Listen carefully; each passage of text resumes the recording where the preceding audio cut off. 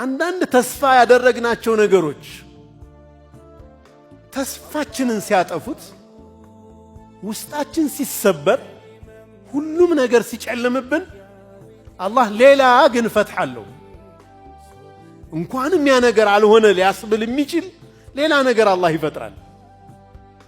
የሱም መንገድ ይዘን እስከ ጠበቅን ድረስ አላህ ነስሩ ብዙ ነው።